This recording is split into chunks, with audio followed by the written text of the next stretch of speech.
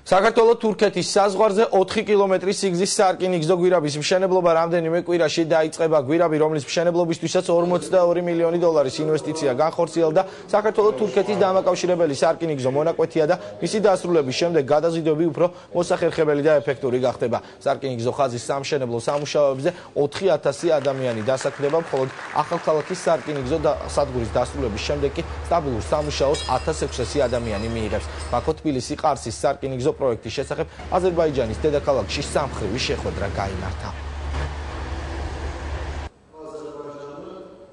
ამ პროექტის ყველაზე მნიშვნელოვანი სეგმენტი არის დასაქმება. მე მინდა გითხრათ, რომ ერთდროულად 4000 კაცი უკვე ამ პროექტზე მუშაობს და მას შემდეგ რაც პროექტი დასრულდება და ჩვენ ვარაუდობთ, ეს მოხდება 2013 წლის ბოლოს.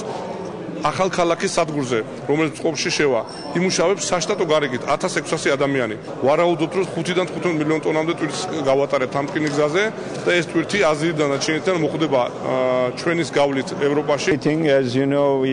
შეხვედრაზე შევაფასეთ ბაქო-თბილისი ყარსის პროექტის მიმდინარეობა. მოვისმინეთ ტექნიკური მუშაკებისა და სამშენებლო კომპანიების წარმომადგენლების მოსაზრებები პროექტის მიმდინარეობის შესახებ სამივე ქვეყნის ტერიტორიაზე. მნიშვნელოვანია, რომ მომავალშიც ასეთივე წარმატებით განვაგრძოთ ურთიერთთანამშრომლობა და არ დავიშუროთ ძალისხმევა, რათა პროექტი დათქმულ ვადებში დასრულდეს.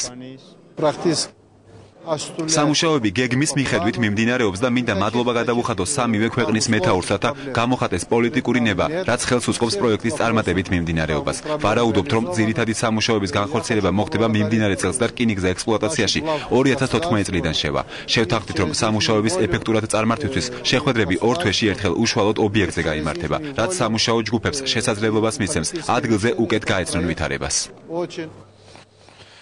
ჯონდი ბაღათურია, ბიძინა ივანიშვილი.